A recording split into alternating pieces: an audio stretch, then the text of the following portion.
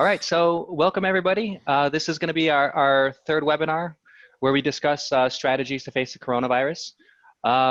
From our end, as I mentioned last time, within Virtuagym, when it started happening, we decided it was crucial for us to bring together some internal and external resources so that we can provide as much information to people and guidance during these times. So additionally, I did notice on some of the domains and the registered attendees that there were some people from other markets as well. So I saw some people with a Netherlands domain in that. So just FYI, if you'd like, we are also hosting these in other languages.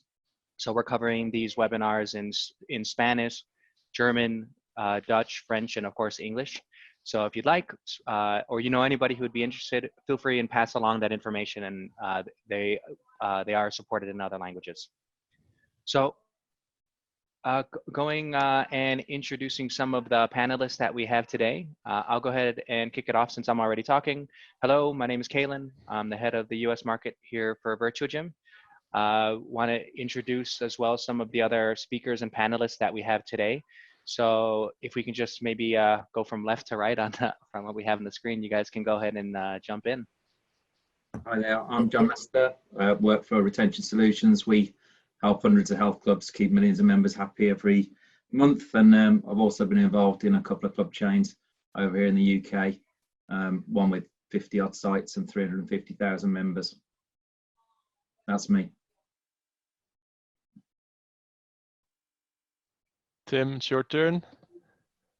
All right. Hey. Hello, everyone. Tim Calise. I am the Vice President of Gym Launch. I don't know if we're going left or right on the slide or on our screen here, so apologies to everyone. Again, Tim Calise from Gym Launch. My background is I spent 10 years in the investment management business before heading a 150 unit technology-driven fitness concept here in the United States. And I currently head part of Gym Launch, which is we are a consultancy working with gym owners all around the world on business model and acquisition systems, and even more specifically, a product called Allen, which helps get more digital opt-ins from an opt-in page to walking through your door or on a Zoom call or a telephone call with no human effort needed. So looking forward to speaking to everybody today. And I am Junior Leoso. I'm currently located in San Diego, California. I've been working with Virtuagym for a number of years now. We head up Pacific Beach Training here. We also head up the Dedicated Dads program and Optio Solutions. And this is going to be a trying time for all three of those companies and industries. This is by far the most important calls we have all week. So I urge everybody to pay attention. There's going to be a lot of good content here coming soon. Yes, hi everybody. My name is Hugo, co-founder and CEO of Virtuagym, calling in from Amsterdam, the Netherlands. Awesome. So a couple things before we go ahead and get started. So if you guys might have noticed, there is a Q&A section within Zoom. So that allows you to go ahead and put questions out. I think what's probably easiest is when you're gonna go ahead and put a question out, you have two options within there. One where it can just be sent out to the panelist, and another one where it can be sent out to the panelist and all of the attendees. So what I think has worked best in the past is when everybody just go ahead and sends it to panelists and attendees. It makes it feel more like a discussion for everyone to chime in. So feel free and just make that your default setting and shoot questions over in that way. And then we also have some people who are on standby here who are monitoring the chats as well. So if we don't get put your question into the session itself and have it addressed by one of the speakers, we'll make sure to get to it via chat. All right, and then the other thing is this recording is going to be sent out afterwards to all the participants. We're hosting all of the videos as well on YouTube and sharing them. So if you guys also haven't seen the first two, that one has some fresh content that we'll cover in a little bit of review on this one. But if you'd like a deeper dive into those topics, definitely I would recommend to go ahead and check those out. All right, so goals for today. Today, what we're going to do is we are going to do a little bit of review. So here is where we're going to discuss the member phases of the pandemic and what's happening, as well as the business phases. Additionally, we brought Junior in again, so that this way he can review his experience and how he started offering live online classes for his members, as well as share about how his facility and businesses have been impacted during this time. And then lastly, discussing and maybe even debating a little bit some of the strategies that can work when the economy goes into some trying times. So kicking off the member phases. So within this one, what's being discussed in the moment is that there's really 3 phases to how this is going to impact the member. And so first, there's a reduction within their exercise. The second is then they were in the complete isolation or government shutdown. And then finally is getting people to return back to the gym, the facility, and going back to normal. So with these, we're already well past the first phase, which is a reduction within exercise. So I'm going to go ahead and just skip this piece for right now because most states, most countries have already gone past this, and we're now in a spot to where we're within isolation and or government shutdown. So here, what we discussed in more detail in the last webinar is that during this time, when the doors are shut, it's really important to make sure that we're providing a coping mechanism so that this way we're still able to engage with our members. And so some of the things that we've discussed is, how many facilities are now offering live streaming. So they're doing things like offering pre-recorded workouts, hosting videos live, either through platforms like YouTube or Zoom, like what we're using today. For one-on-one sessions, maybe they're doing Facebook Messenger. And the important thing here is when we're doing this is also to make sure that we're reinforcing the routines of the members as well. So whatever you're doing and how you're working with them with your members and what you found as a coping mechanism, it's really important to make sure that you help them to reinforce the routines that they've already had when they came into your facility. So if they're coming into your facility Monday at 7, then make sure that what you're providing for them is still Monday at 7. This is going to make sure that when they come back, it'll be much easier because they're still going to have those routines. And then at this point here, what I wanted to do, just based off of the questions and that what we saw, Junior, I know that you touched on this already within the first webinar, but I was looking through all of the questions that we had come in before, and there's a lot of questions that were in there about what platforms people should be using for virtual classes and that. So sorry if this feels like a little bit of review, but I think people are really needing to hear it. Can you share a little bit about how the pandemic has impacted your business and what you've done to combat it? Yeah, sure. Like everybody else, we're facing the lockdown, and health clubs all across the country got shut down pretty simultaneously. What we thought was most important from the jump was to maintain the relationships with everybody. And I'm so happy you said this, but it's about keeping that routine the same for them, right? I think it's easy to forget that our members are not all fitness experts, right? For us, exercise may be part of our daily routine. We have an idea. We know what all the fancy words mean. But for a lot of our clients, this is why they come there, because they don't know those things. So one of the first things we did is we transitioned online with everything. We didn't lose a class. We didn't lose a session. We made it all readily available. And the way we did that was just pulling the trigger and putting everything online via Zoom. Virtuagym has some pretty unique opportunities within the app if you get creative to find ways to manage that for yourself, depending on the size of your club and how many coaches you have. Because we have multiple coaches, we know we've got 10 plus staff members and a lot of members, or a lot of gym members. We utilized the advertisement banner in the marketing section of the app. So this way it was easy to find. There's also a pretty unique feature in there that allows you to have a display time frame. For example, if you have a HIIT workout at 6 a.m., your banner can appear between 5:45 a.m. and 6:15 a.m. This way it doesn't clog up that advertisement banner. We simply just built those out within 20 minutes. We copy pasted all of the applicable Zoom links in there, and I'm more than happy to help anybody do this later. But we just made it nice and simple for the members to click in, and it was a live training session.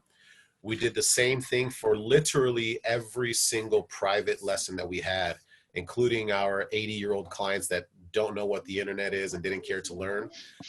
We did everything we could. We did instructional videos. We did screen recordings, and all of the things that we put out were via the app. What I thought was really cool is that it really created this engagement for people to have to read the notifications and emails. And I also think that one of the fastest ways that we grew our engagement was having people needing to go there. So that was our quick remedy. What I would also encourage everybody to do, like we said on the last one, is if you're a single coach and you've got a hold and a wrangle on all of your members, make sure you call every single one of them personally. If you've got a pretty extensive member base, I would break those up into whatever categories are feasible for you. We went ahead and downloaded the Excel spreadsheet of all of our active members via the client-based list in Virtuagym. And we quite literally handed out 2 to 3 pages to every coach, and every coach was assigned those pages, and we had to do a touch base. So every Monday and every Thursday, we touch base with our client list, whether it's leaving a voicemail, giving a free 10-minute online assessment, and this has done wonders. As I mentioned before, we've only lost a handful of members. And when I say lost, I mean we froze a handful of memberships, and most of these were medical professionals that were literally not going to have the time to come in. So I really do feel for the guys that are losing their EFT base every week. It is tough, but we were lucky enough to avoid that for sure. So Yeah. is that, would you, I really like that idea of actively staying in touch and calling your members. I think a lot of gym owners may think like, whoa, this is too much work to put in. But yeah, if you consider that just doing such a call once every week can keep your membership going, I think it's definitely worth the investment, and it's great. But how do you ensure kind of the quality? Do you create a script for your team, or how do you do that? Yeah, we actually did. So I sat down one night, the night that we created all the Zoom apps, and we created a simple call script. And the call script was to offer some incentives. We also ended up sending out an incentive email to the clients just yesterday for the month going forward. So we've offered some discounted rates for the private one-on-ones. And we've also offered some incentives for those that are keeping their general membership base. As for the call script, it was as simple as announcing that we're still open, if there's anything we could do for the client, and offering them the free 15-minute online assessment. So every coach was then paid out normally. I made sure that I paid all of our coaches their same training rate. That way they felt good about it. They weren't doing something for nothing. And it also put them in front of a lot of people who don't get private lessons. I think we actually sold 3 packages in a week, upwards of $2,000, which was something that didn't happen before. So these are generalized members that are paying $149 a month for the online group classes that have now spent roughly $2,000 to get private lessons during this time. So it was a great upsell for the client, and it was a great upsell for the trainer to get their feet wet and attain another client. Very easy, very simple, nothing crazy. Impressive. Yeah, and when you were talking about moving all of your classes that you did have, all of them went online. As far as the pricing, did you end up adjusting your pricing then for that, pausing memberships and doing new pricing, or reintroducing another one? What was that decision making?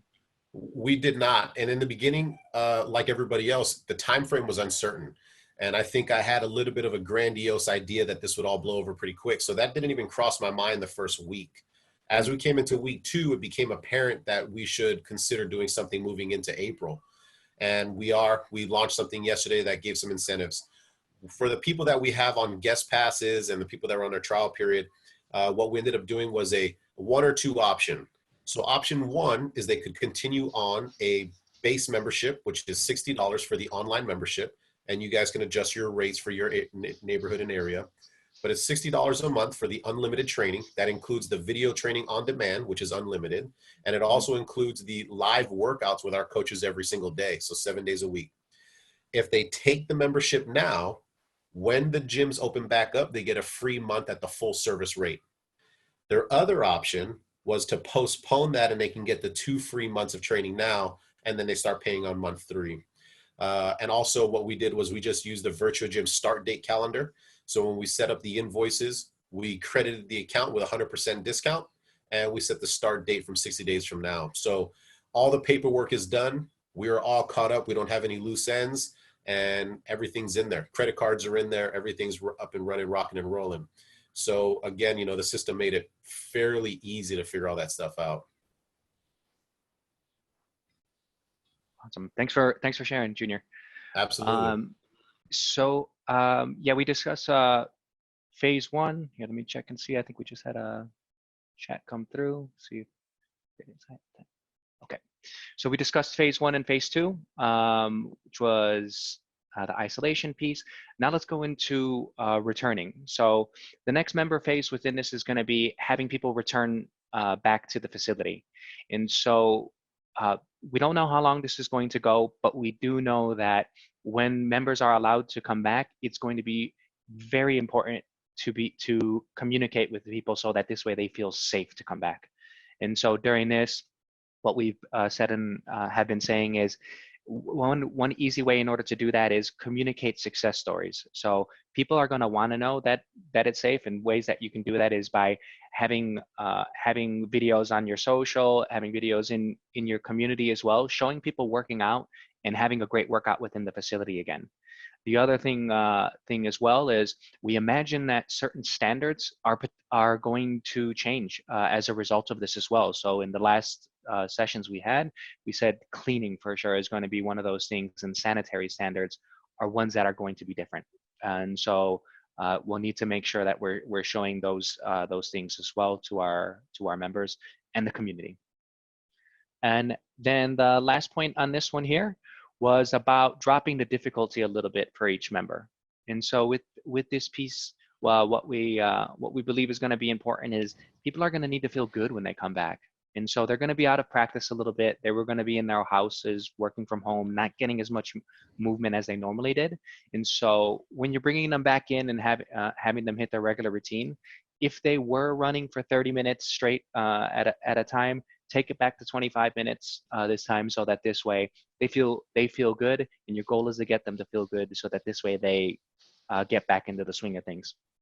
So I have the idea when we're returning to the gym studio, there's gonna be a period of kind of adaptation before. I think a lot of people still after the complete lockdown won't feel comfortable maybe to go to the facility, even though you're allowed to open your doors.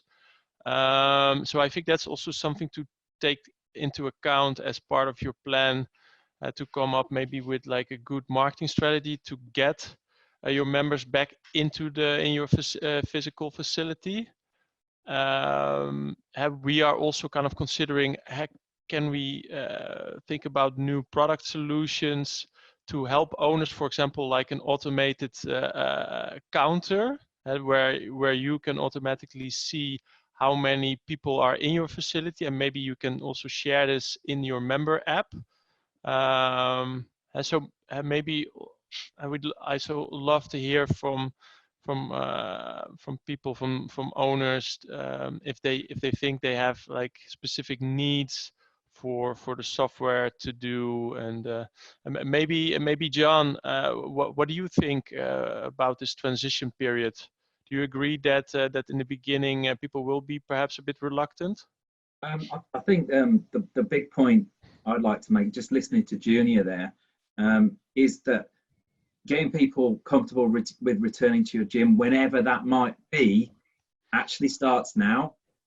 And I'd be interested to see whether Junior's actually got this written into his strategy. But we're talking about habits and people maintaining habits. Now, if they've got used to being communicated by you throughout all of this, Junior's pinpointed twice a week, keeping his coaches connected with his members.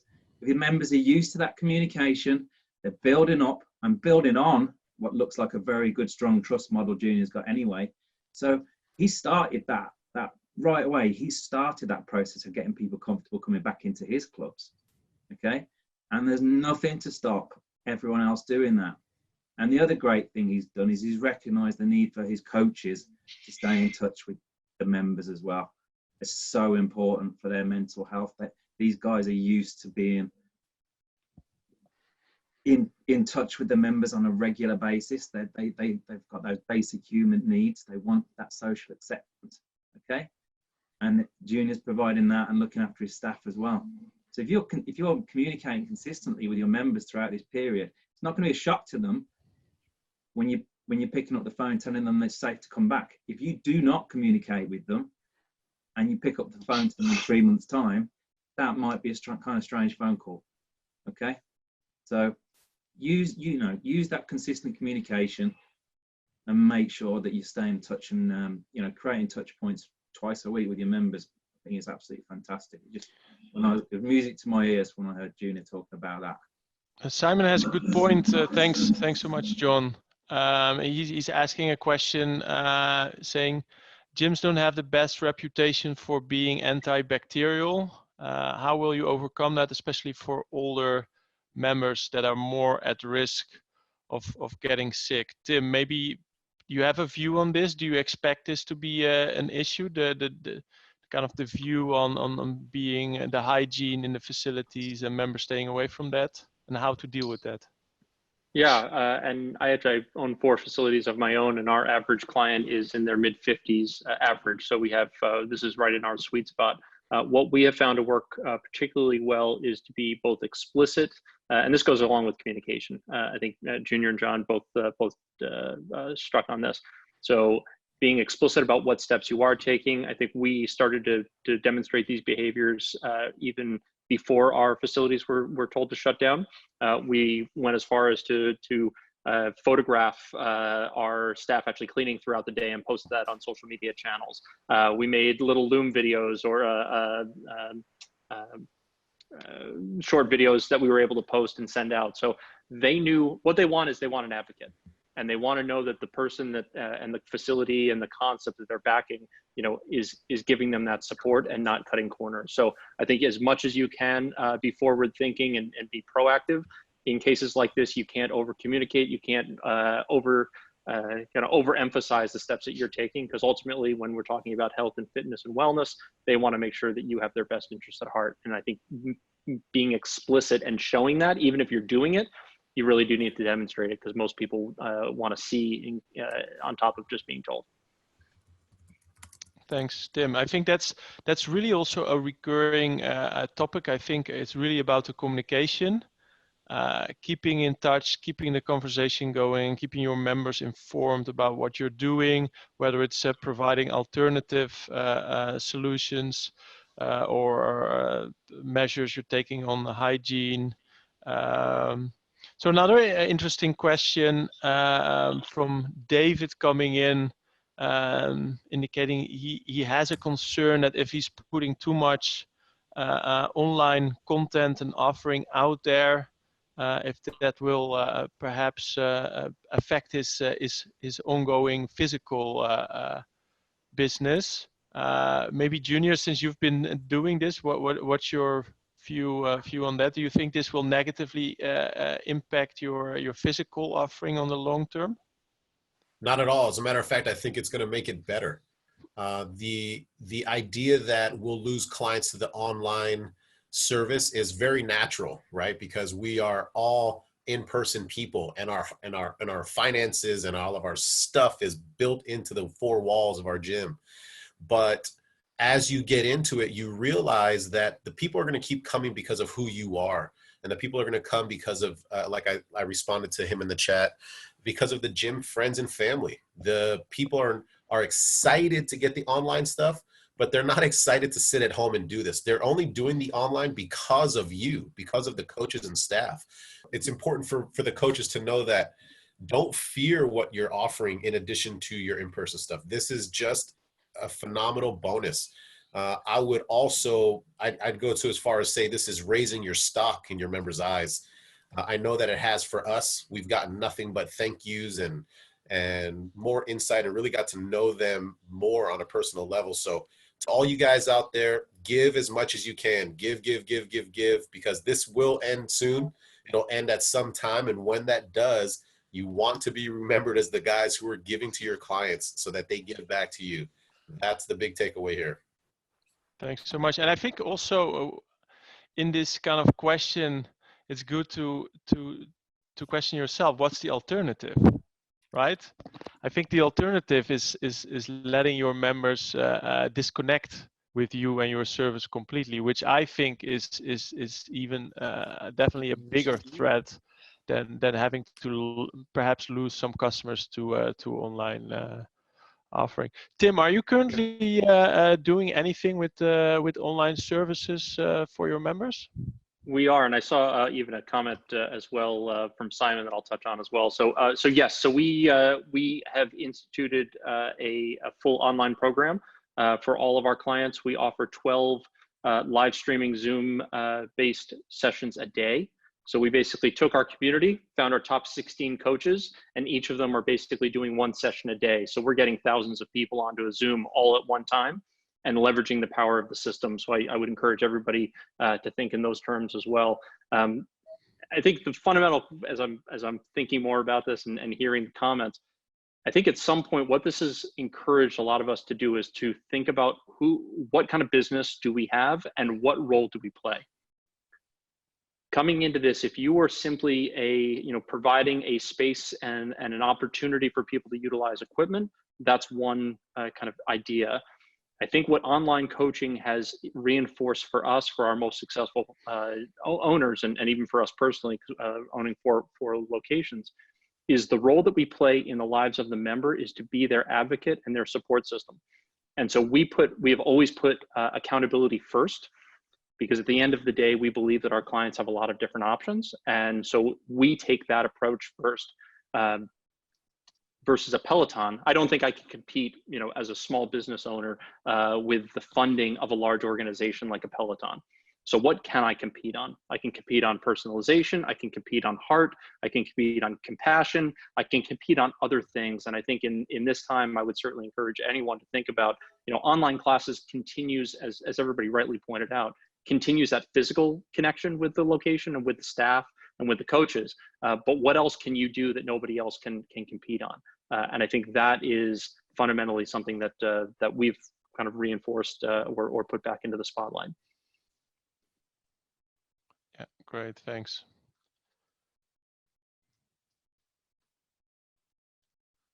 Kalen, you want to continue the?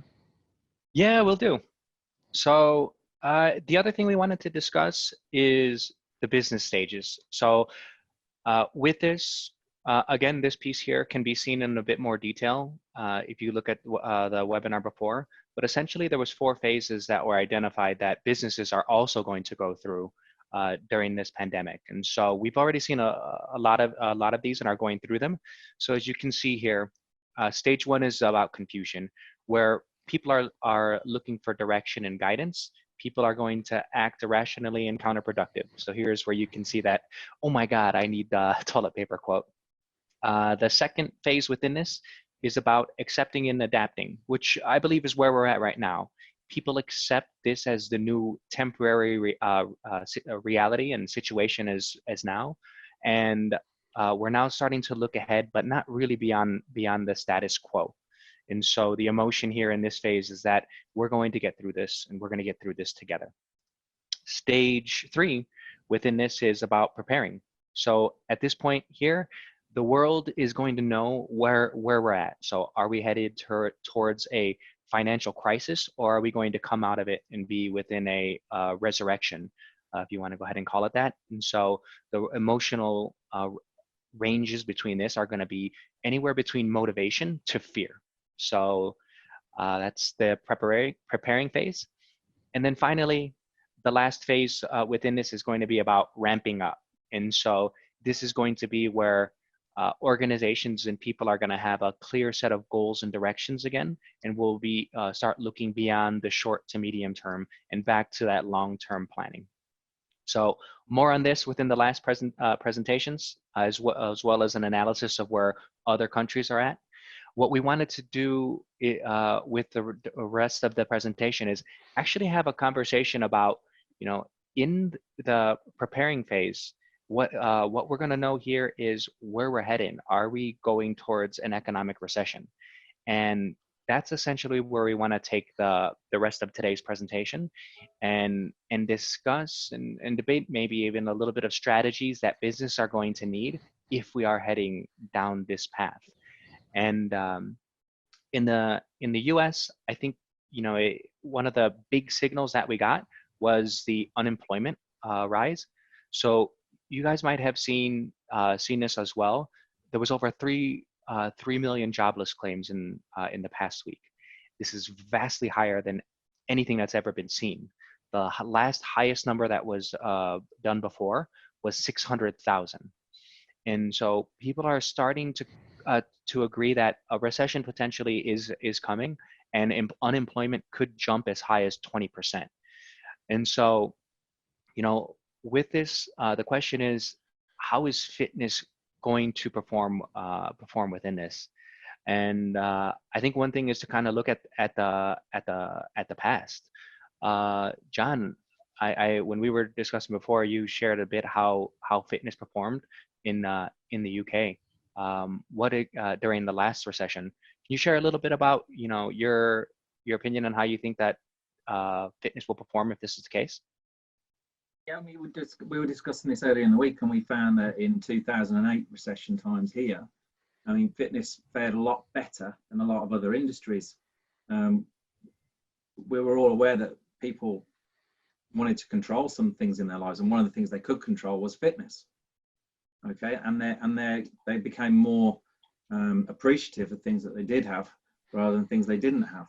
Okay, so it really was something that fared a lot better than other industries in 2008 times. And I myself was involved in a club chain which really grew out of the low cost, high volume sector, which really we saw massive opportunity and growth, and that ended up with us with 350,000 members. And we're going to see people who are clear on what they do provide rather than what they don't provide, as in don't try and be the peloton, just from that last question. Stick to providing what you do, like we saw from Junior. The guy's been so strong, just sticking to what he provides anyway. That's what's going to cause growth for him, and that's what people are going to appreciate when times are tough. So just be very, very clear on what you're doing, and definitely we are very lucky to be in an industry that can survive better than other industries when times are tough. And the other thing we saw out of the recession, like we're seeing now, is that we're in an industry where people try and help each other. And from that collaboration, you see a lot of advances in what's going to be offered in our industry, and accelerated offers as well, like we're witnessing right now. So there's a lot to be optimistic about for our industry. Thanks. And I know Tim made some great points the other day when we were chatting on this as well. Yeah, perhaps Tim, did you experience the last recession with your fitness businesses, and how did that go, and how you expect it to go? I did, and the points I was making earlier were around what we saw. Even though there was obviously a financial impact post 2008, Jon pointed on it, hit on it exactly right, which is we were hearing things, and even we have it today. People like to control things against a backdrop of the uncontrollable, and having commonality, having community, having the coaches, and things along those lines are actually things that are, to use a financial term, fairly inelastic, which means that if people's situations change, it typically for many is the last thing to go. They will forego other things while trying to keep, and especially as we sit right now, I mean, here in the United States, I've been effectively quarantined at home for almost 3 weeks. What is the value of human connection? I can tell you it's significantly higher than it was 4 weeks ago. And if you keep those things in mind, what are the things that you can provide value? And value comes in lots of different forms. So, you know, I think coming out of 2008, what I saw was the concepts that provided value in excess of their price did very well. And if you think in those terms, I think there's a lot of stickiness and a pretty hardy industry here that will obviously see things through. And I, for one, right now are playing offense. You know, we do a lot on the acquisition side, especially here in the United States. We do a lot on digital advertising. Digital advertising right now, the cost of a lead has dropped by almost 65% over the last month. So your same ad spend can arguably get you almost 3 times the number of leads through the door, to an opt-in or what have you. And so we are actually seeing an exponential growth in lead volume, which is we're now pushing to a Zoom meeting like this or a phone call, which is obviously something that people are stuck at home. They need connection. They're looking for something. If they don't already have a solution, there are the pool of people out there is tremendous right now. Great, thanks so much for that. And I really like that idea regarding the advertising side of things, because everybody has dropped their advertising spend on Google, which kind of makes it now more cheap than ever to get those leads in. Even if you can't convert them directly to your physical offering, yes, you can still start offering the digital services and then get them into your facility later on when that's over. That's a great great tip. Thanks. Yeah, what we're seeing is lead volume right now. Our average client is getting a $6 lead, and we, through our product, Alan, we will get approximately 1 out of every 4 to actually show up on a Zoom call. So you're figuring, you know, depending on what it is that your services are priced, you know, you're talking about a $24 pitch. And even if you can close 1 out of 2, which most of our folks are, you're talking about a $50 cost of acquisition, and then you can get that person into continuity and provide services immediately. So saving on costs of having somebody nurture leads for you, having a thinner staff if you're doing it all yourself, you know, there are options out there to be able to help kind of tilt that in your favor. Because I don't think, I mean, we're talking about Facebook ads right now are at the cost of what they were even 4 or 5 years ago. And we probably won't see it again for quite a while. Yeah. Yeah, so that's an interesting the way also Al puts it in the comments, like look at the things the opposite the way people expect. How the masses move in a direction. If you start looking critically at the situation, try to benefit from it. I think we're seeing the same at our business at Virtuagym. We were obviously also, in all honesty, we still are, but getting concerns about our customers being so much affected by this corona crisis. While at the same time, what we saw, like some positive things, that new customers were pushing the release of their app, rolling out across multiple locations faster than they planned.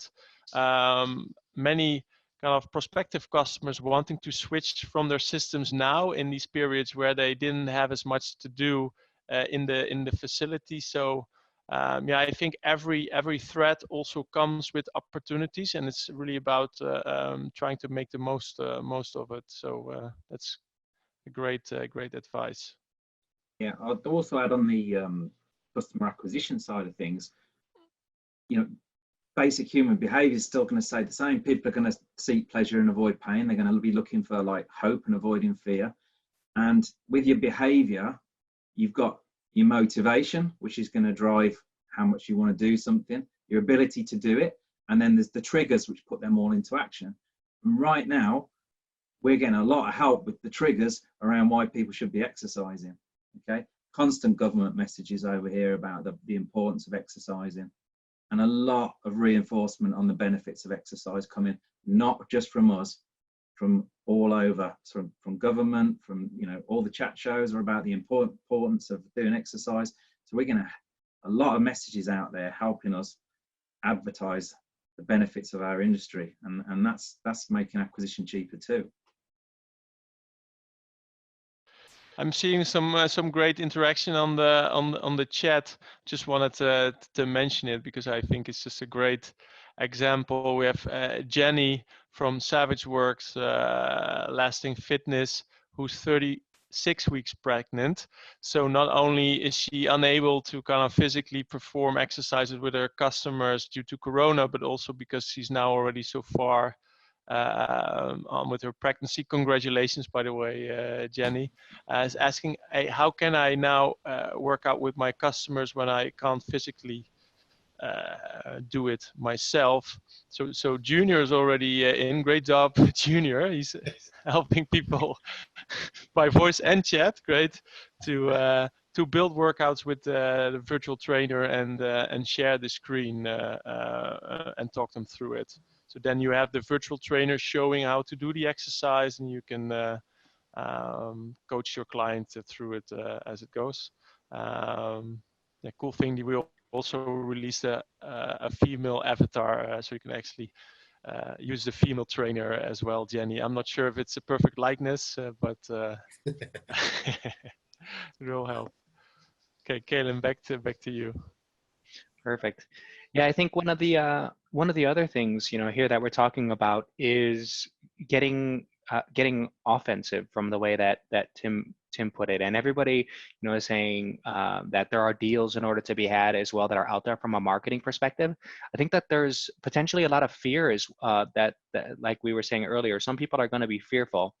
In our last conversation, Tim, you explained why you're taking an offensive approach, and also kind of gave a heat of warning on a self-fulfilling prophecy if you play defensive. Can you share that as well? Yeah. So, and I think it was even touched on a few moments ago. In times of uncertainty like this, and I think Jon was speaking to it. People flee pain and seek pleasure. And I think in this case, as business owners, I think the worst thing, personally, my belief is that the worst thing you can do is to freeze. So take some action, and whether that be communicate. If you're absent of anything else, pick up the phone and call a member, and you'll get the ball rolling. I just think right now, from everything that we're seeing, and there's a lot of research around this, that especially right now from an acquisition perspective, as we look through the last recession here, 2008 in the US, the companies that continued to run acquisition systems through the recession came out stronger than those that battened down the hatches and took a defensive position.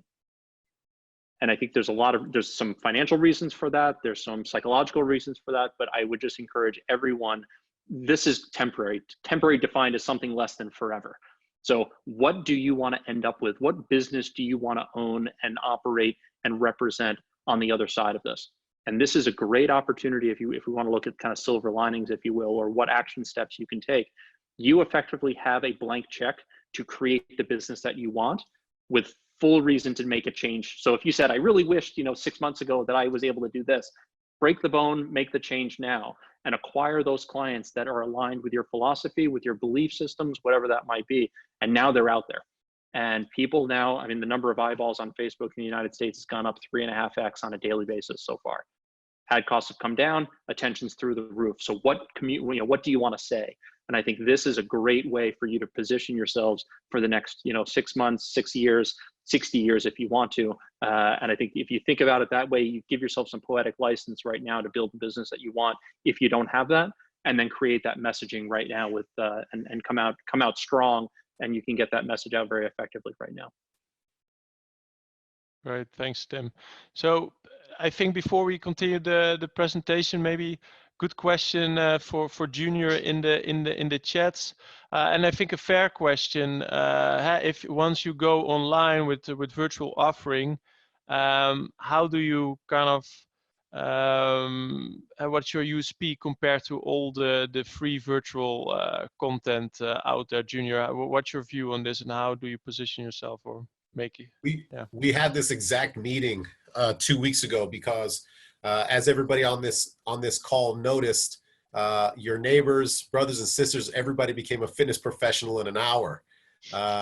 Every girl had the cameras ready with the ring lights, and everybody was crushing. And what was so ironic is the best fitness coaches on the planet that I know and follow just had their cell phones and they're crappy laptops and delivering solid, good service and meaningful workouts. And what we told our coaches is that just like always, there is always some younger person who's breaking into the industry that's looks phenomenal on camera. That's never gone away. That's never not been there. The difference is what we're doing ongoing, right? If you're looking for a good sweat today, I'm sure you could Google something. But if you're looking for an ongoing service program, somebody that's going to get you from start to finish, that knows your injuries, that knows your body type, that knows how to get you through a specific workout, that is way different. So what we started doing is just focusing on our clients and continue to do what we do. I would not worry about it at all. Ironically, it's even better for us, for all of these flash in the pan trainers who self-proclaimed trainers, to do what they're doing. Because, I mean, I hate to admit it, but there's some really horrible stuff getting put out there. And I mean horrible. I don't know that some of these people should be allowed to own kettlebells or dumbbells or do a burpee, because it is horrible. So keep fighting the good fight. Make sure that you're educating your clients on what it is that they're looking to do. People get excited when they see something shiny, right? Don't let them get distracted by the shininess. You're trying to get something long-term. Keep doing what you're doing. Lean on the system. I see one of the questions in here that says, you know, would it be worth it for me to film and resell the product? I would need to know more about your business model, but I would encourage you to do the most cost-effective thing. And again, not worry about it being so shiny. The virtual trainer that's on there is a easy way to get things across right now as a digital representation of a movement. You can still verbally cue your clients through it. You can still verbally coach them through it. And what's different is that we know our bodies, or excuse me, our clients' bodies' limitations and abilities, so we can build realistic workouts. So long and short, no, I wouldn't worry about them. I encourage all of my neighbors to continue making videos so that their clients work out with them once and then come over to us forever when this is all done. Great, awesome. Thanks so much. And also a good response from Al, very similar around specification and customization and doing assessments. I think that's a good strategy. And just to dovetail on something Junior said, which I think he spoke to, there could be a preconceived notion that we have to have a slick, you know, fully produced product out there for your members. An iPhone or something like that, and it doesn't have to be what you have in your mind. If you are walking around, you have a dog, you're able to get outside, do a quick, hey, just thinking about you. I had, out taking, so-and-so around the block, thinking of you guys. If you're stuck inside, whatever it might be, those are the things that an online trainer or an online coach or a packaged product will not be able to provide. They won't provide the trust. They won't provide that level of personality and personalization. So, I think you just continue to play to your strengths. They've always been out there. We've seen owners try to advertise outside of their immediate area for remote services, and it doesn't work because they can't establish trust. So just know and have the confidence that the road is well healed behind you, that you can compete. You have a defensive position. So don't let that kind of creep into your psychology, if you will. I would add on this subject as well, that if you're communicating consistently and regularly, then you might be the catalyst, the trigger for your member to go and use their home treadmill at this time. You might be the trigger for your member to go and take their dog for a walk, okay? So you're still the hub of their fitness efforts. And if you're communicating well with strong messages, that's keeping you at the center of your members' fitness world. So, there's still so much opportunity to keep in touch with people. It's not just about an online workout. Yeah, definitely. Thanks, guys. So Ken, I think we have 2 minutes on the clock. Where are we with the? Yep. So with this kind of being said, let's go ahead and push through to the next one. As we were discussing, what we have here. Let me just go ahead and adjust my presentation. Excuse me for a sec. Is we were looking at the. Yeah, I'm gonna fix that here so that everyone can see my screen correctly.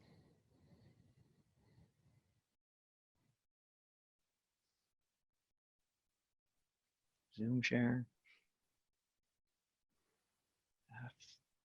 F11. All right, so.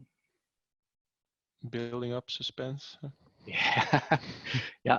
So like we said, we were looking at the 2008 recession as really a area as a reference, and so some of the things that we talked about was what this looks like. So I think the key thing here is that one of the things that could potentially happen is disposable income could take a nosedive.